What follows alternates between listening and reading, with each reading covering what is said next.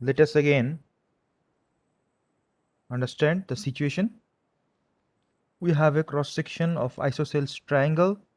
Base is 150 mm, height is 450 mm.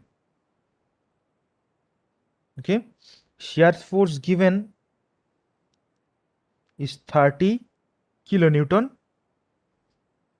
Our first job is to find out horizontal shear stress at the neutral axis.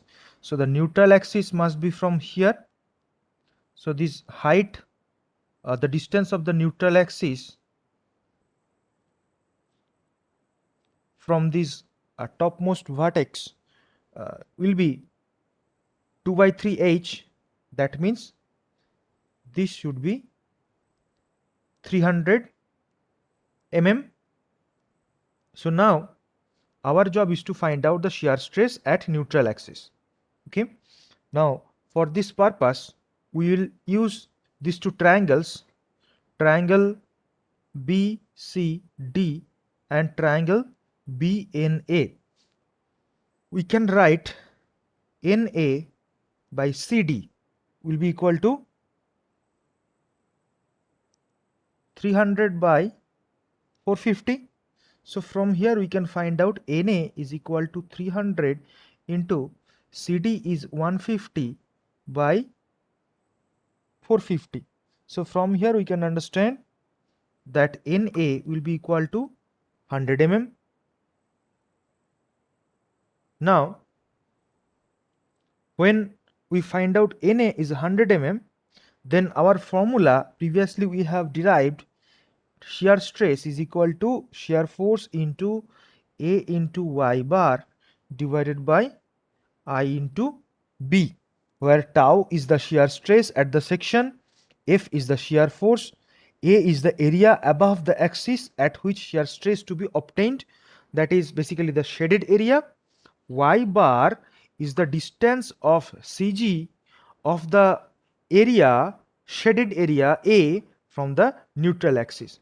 So if this is the CG of BNA, triangle BNA, then this will be y bar. So now again y bar can be found out is 1 by 3 of the height of BNA. Let us write them out. Tau is equal to shear stress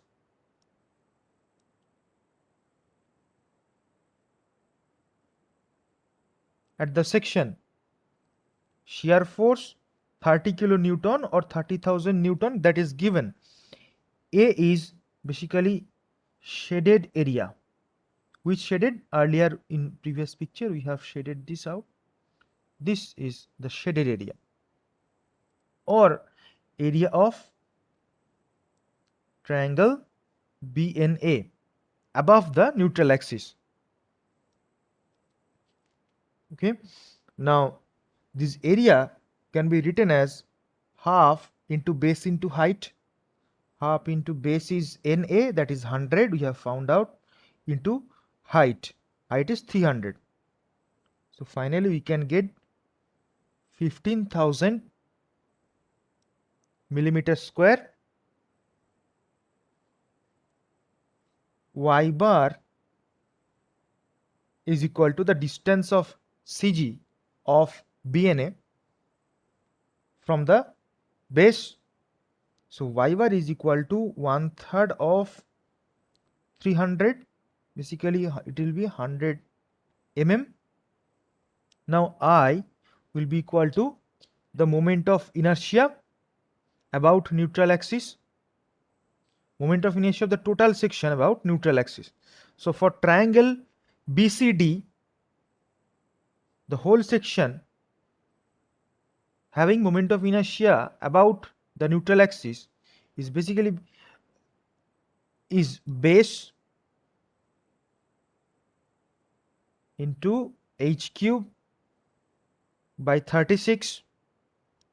This is the formula for a triangle when we are talking about moment of inertia about the centroidal axis or neutral axis.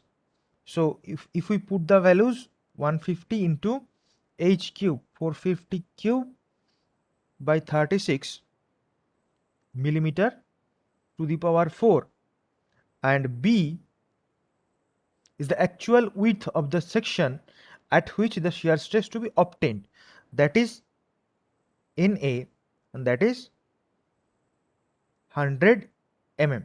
So putting all these values over here, we can get tau is equal to F 30,000 into area 15,000 into y bar 100 by I is 150 into 450 cube in the bottom and 36 in the above, and B is 100. So by solving them, we will get 1.185 Newton per millimeter square. So that will be tau. So this is the shear stress at Na. Okay, we box it up and mark as answer for question number 1. The second says the distance from the top of the beam where the shear stress is maximum. So where the shear stress is maximum. Okay, let us draw another picture.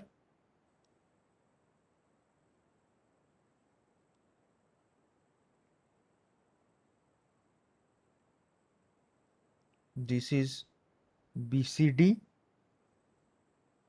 this is neutral axis. Say over here at EF the shear stress is maximum. So we will show this area, and this will be the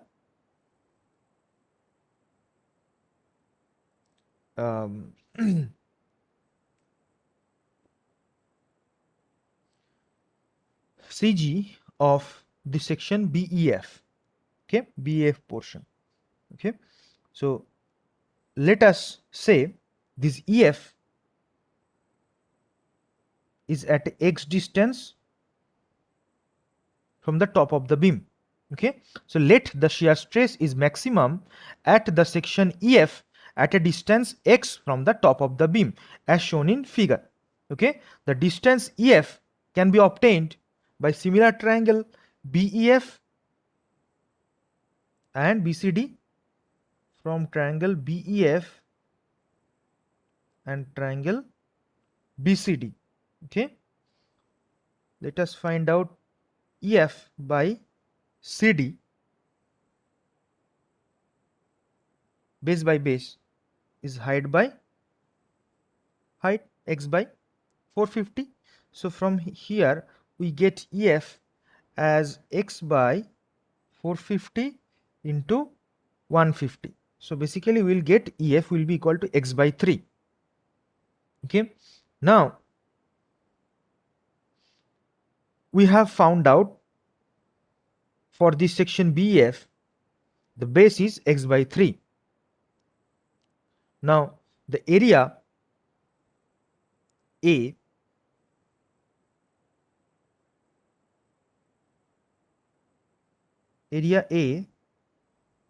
above section EF, that is the shaded area, that is equal to half into base into height, half into base into height. So this will be x square by 6. Okay, now y bar is equal to the distance of the CG from the neutral axis. So basically from here to here. So how can you find it out?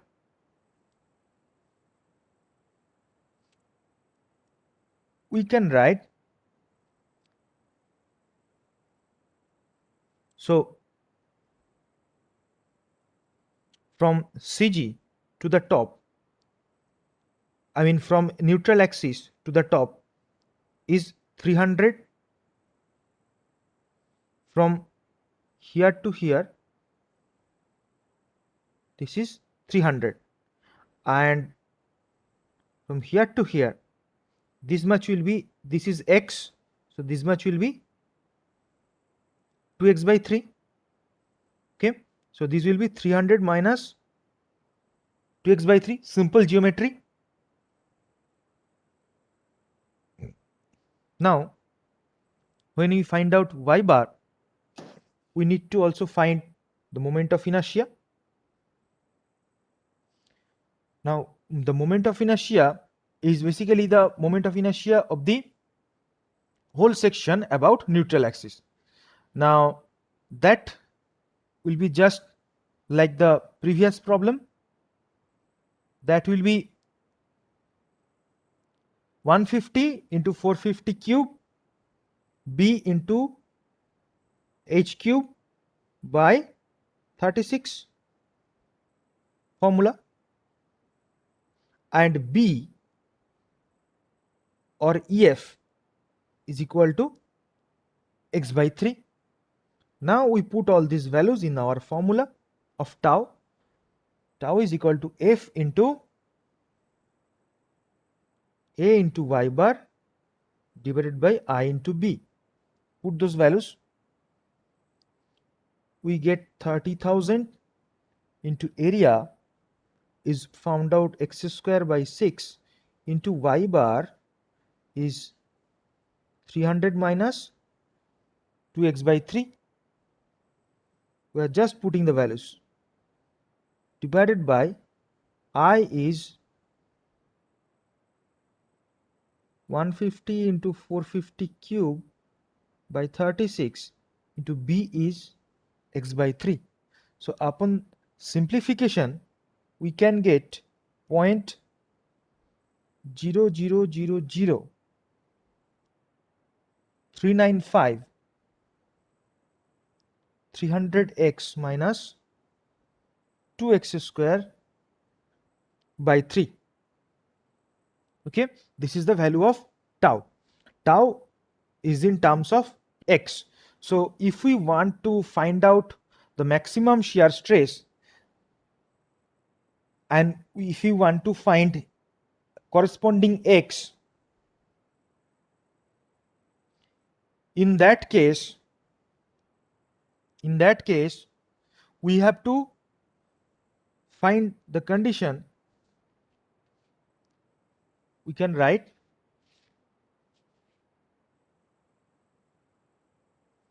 for maximum tau, we can write d tau dx is equal to 0. So if we do that, we can write 300 minus 2 by 3 into 2x is equal to 0. We are just making the derivative of this expression of tau here, and derivative it with respect to x and equating with 0 for maximum tau.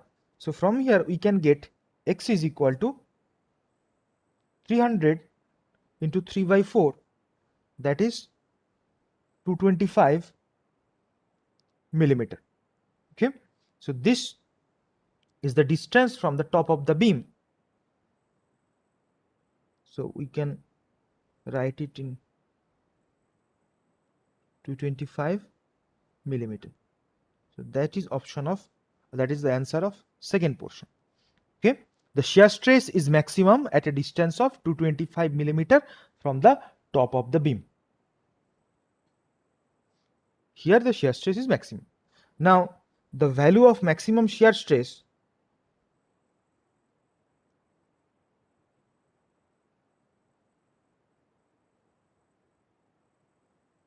we just put the value of x in the expression of tau.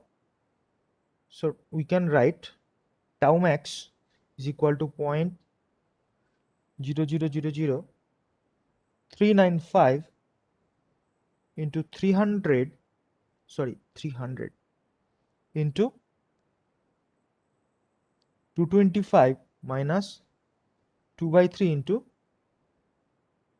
225 square, and that gives us 1.3 333 Newton per millimeter square. Okay, so this is the answer of the last portion. Okay, so basically we are using only one formula, that is the formula of tau. So this is the formula. This is the formula we are going to use everywhere to find out the shear stress at a certain distance from the top or from the neutral axis. We have to set the dimensions accordingly. Okay, so this is how we can find out the shear stress caused by the bending moment. Okay, now we will go for next topic. The next topic is the strain energy in bending.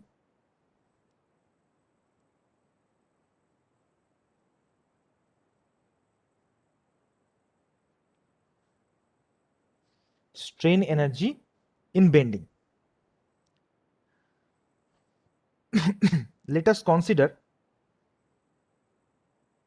a beam which is simply supported and there are some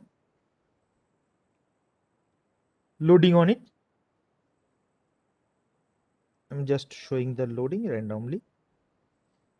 Okay, so you just consider a section at a distance x from the left side. Our job is to find out the strain energy in bending. Now consider this beam AB subjected to the given loading and let M be the bending moment at a distance x from the end A. Okay, so at this section x, at a distance of x from the A, let us have M be the bending moment. Okay, so now neglecting the effect of shear and taking into the account only normal stresses, that means condition of simple bending, we can find out that the stress will be M by I equal to sigma by y. So from here we can write that sigma at section x will be M into y by I. And also we have found out that the strain energy, earlier we have found out the strain energy is basically integration of sigma x square by sigma square by 2e into dv integration. So in that equation, if we just replace this sigma x, what we get? M square y square by 2 ei square into dv. Now if dv can be written as dA into dx, where this dA will represent an element of cross-sectional area. Okay, so if the cross-section area is capital A, dA represents just a element, okay, like a cylindrical element or any cross-sectional element having very small cross-section dA. Okay, so dV basically is the volume of a small element and dA let be the small element of this total area and dx be the length of it. So in that case this equation can be rewritten as u is equal to 0 to L m square by 2I square into, in bracket, y square dA and outside dx. Why can we write like this? Because this m square by 2ei square, m square by 2ei square is a function of x only. That's why we can take this out from this integration in the parenthesis. Okay, so now in that case, this y square dA is basically I. So we can write this 0 to L m square by 2 EI dx, because integration y square dA is I. So this is the process by which we can find out the strain energy in bending. Now let us have a very simple problem so that we can easily understand the concept. Let the force is P over here on a cantilever. Let this is A and this is B. The length is L of this beam. So now if we want to determine the strain energy of this cantilever beam AB, so the bending moment at a distance x, let me write the bending moment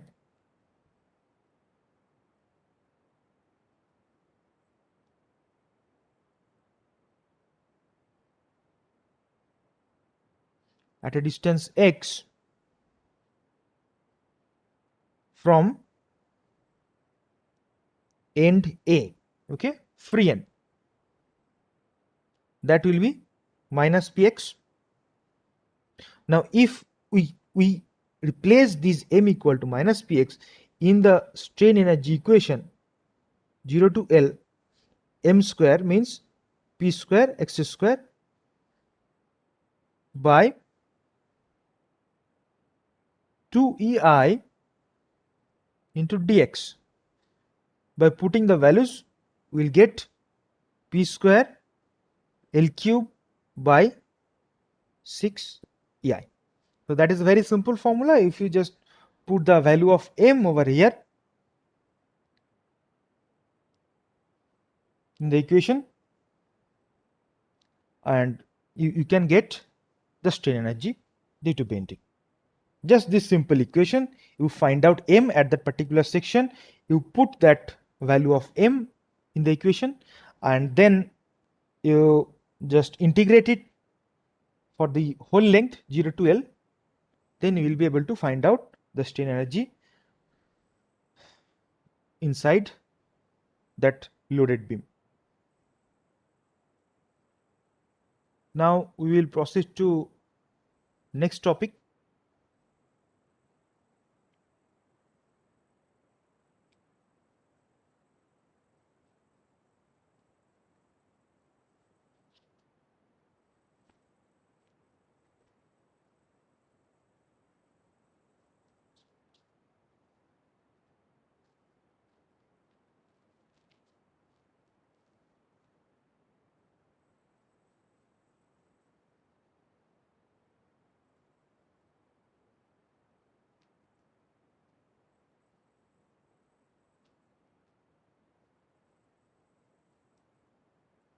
Okay, so in next topic we will discuss about thin cylinders.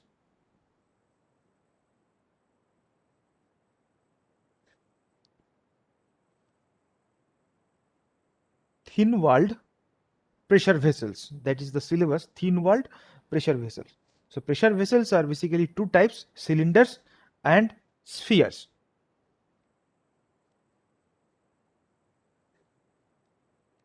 So this thin walled pressure vessel, these thin walled pressure vessels are actually shape of cylinders, thin walled cylinders and thin walled spheres.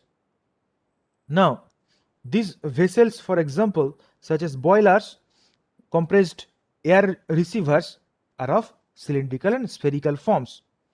These vessels are generally used for storing fluids. Fluids might be liquid or gas under pressure. The walls of such vessels are thin as compared to their diameters. When the thickness of the wall, let thickness at T and internal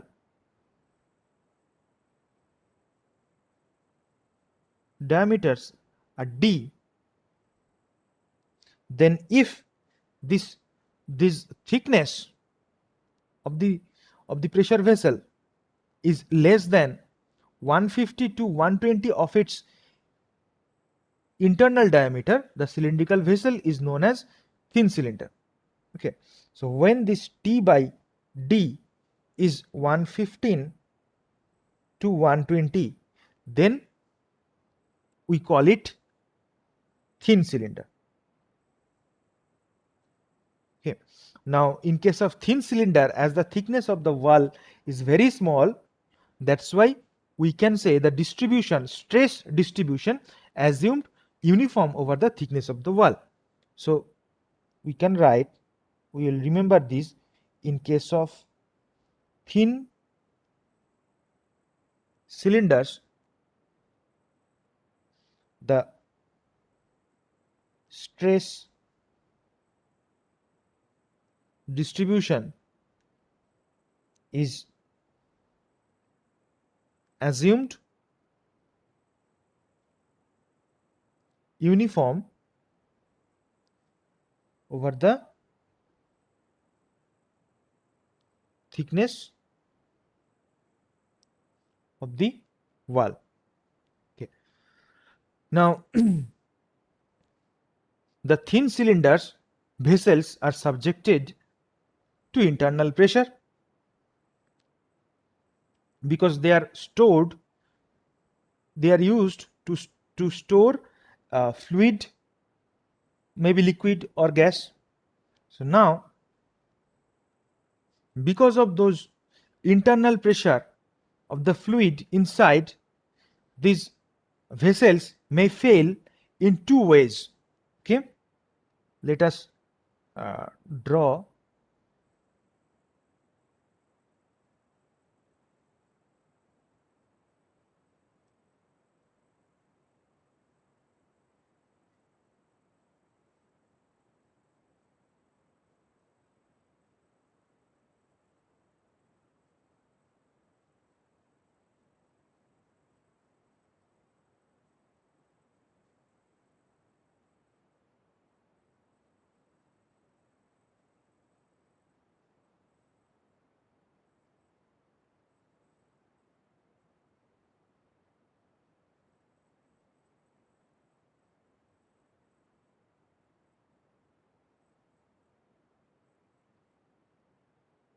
okay, so this is one way where the pressure force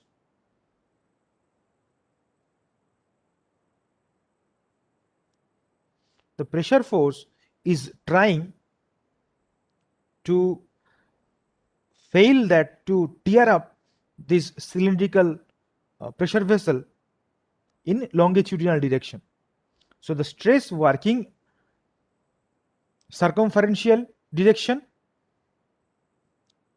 this is called circumferential stress or hoop stress. So due to hoop stress or circumferential stress, failure occurs longitudinally.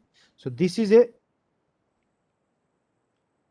longitudinal failure caused by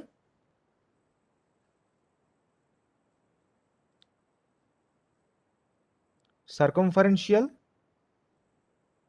or hoop stress, and they might be failing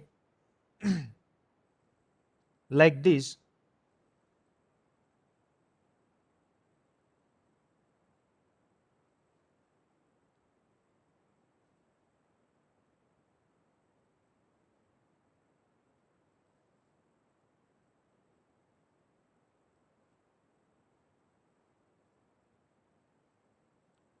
Also, so this type of failure, the cross section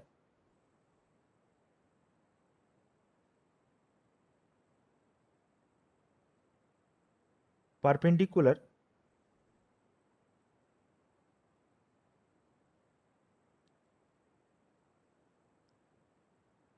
to the axis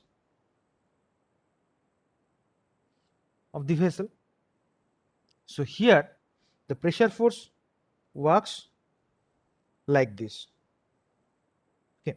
So because of this pressure force, the failure occurs along the circumference of the pressure vessel. So failure occurs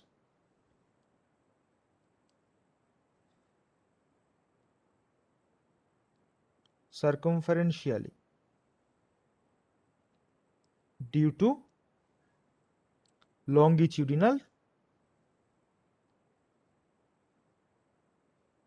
stress. Okay.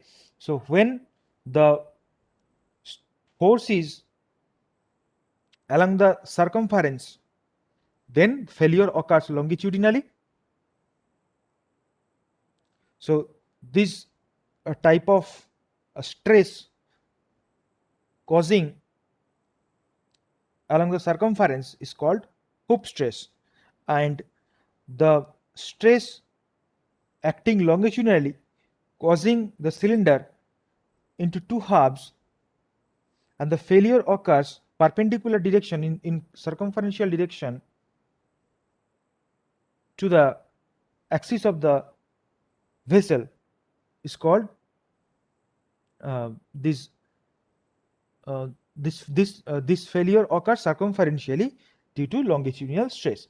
So the first case, the failure caused by circumferential or hoop stress.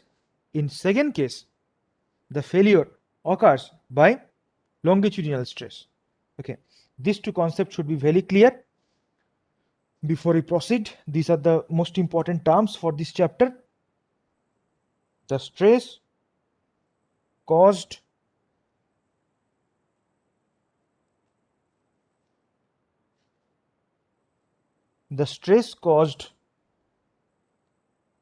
along the circumferential direction is called circumferential stress, and the failure occurs is called longitudinal failure, just like this figure A.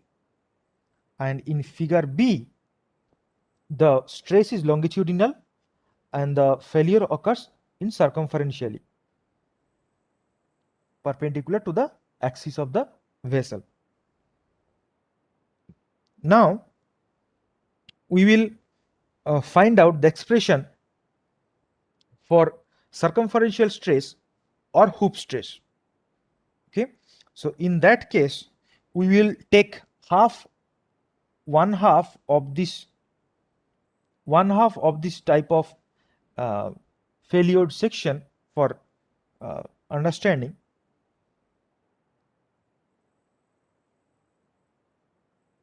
So let us draw it.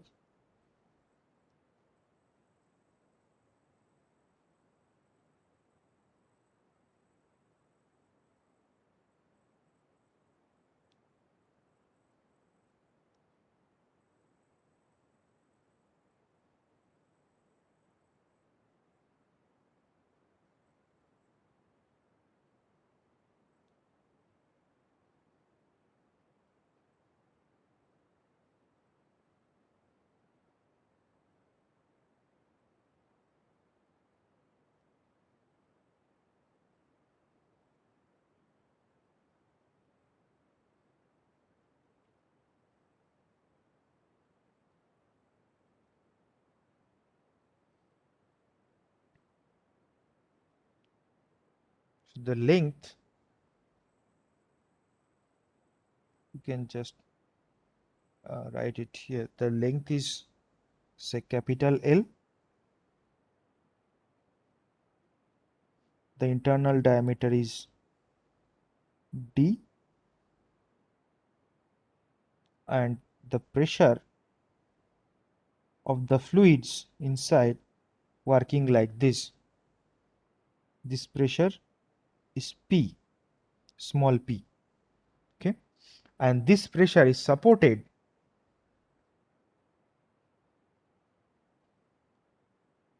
by the resistance force provided by the material along this length. This force is resisting the failure.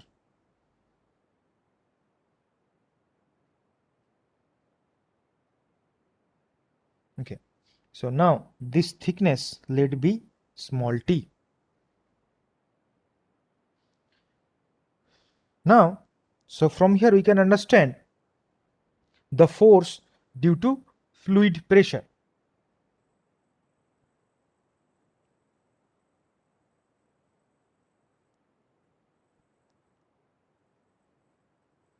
Force due to fluid pressure, that will be equal to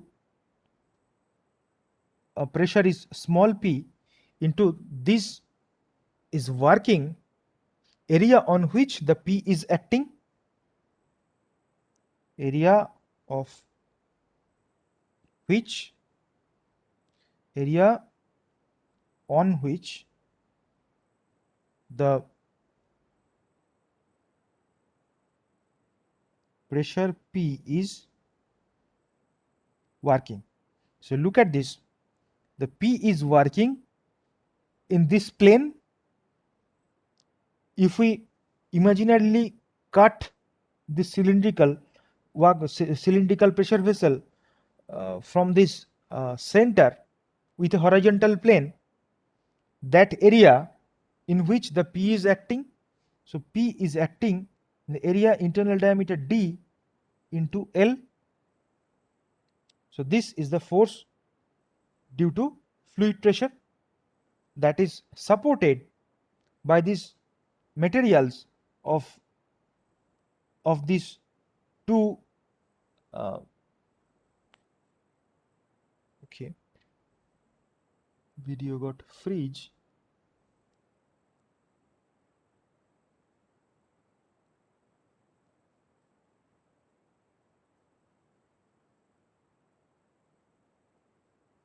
Yeah, the video feed is okay now. So if you find the force due to fluid pressure is equal to the pressure into the area on where the pressure is working. So the pressure is working in this plane, actually in this plane here. So this plane is basically d is the side and L is the length. So P is working on this area d into L.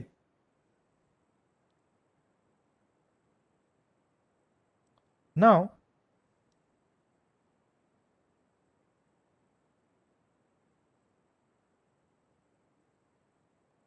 this force is supported by the stress generated on the material on these two sides here and here. So the force that is supported, or the force that is caused due to circumferential stress, that is equal to, if the stress is sigma 1 into area on which stress sigma 1 is working. So sigma 1 is the stress caused into the material. The material having cross section here and here, there are two sides, so we'll multiply 2 into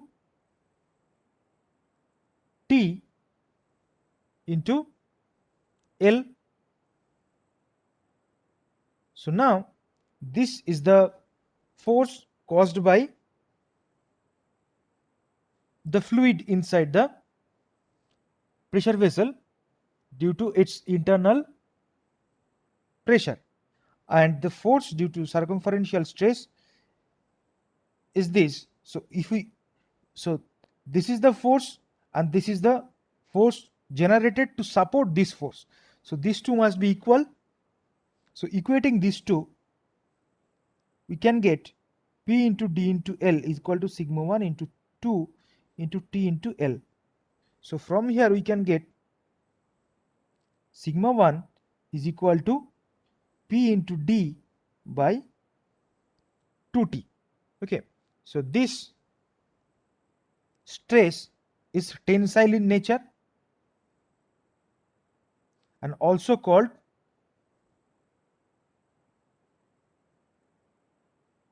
hoop stress or circumferential stress.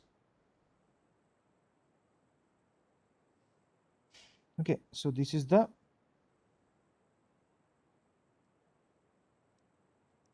equilibrium. This force supported should be equal to the force generated on the material.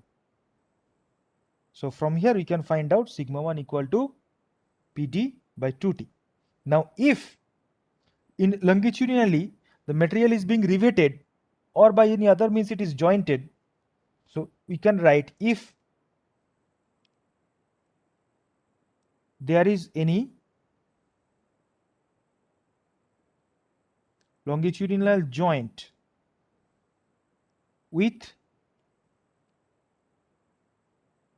efficiency eta L. Okay, the joint is longitudinal.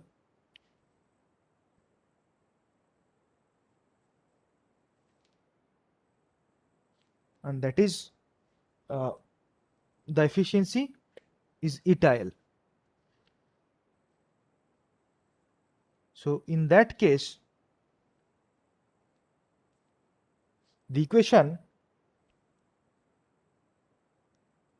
can be rewritten as sigma 1 equal to P into D by 2 into T into eta L, because this hoop stress is caused when there is a longitudinal joint. So you need to remember this. When you are finding out the hoop stress or circumferential stress, the joint will be longitudinal and this eta L will be required. Okay, so the time is up. We will stop here and in next day we will continue. Any questions?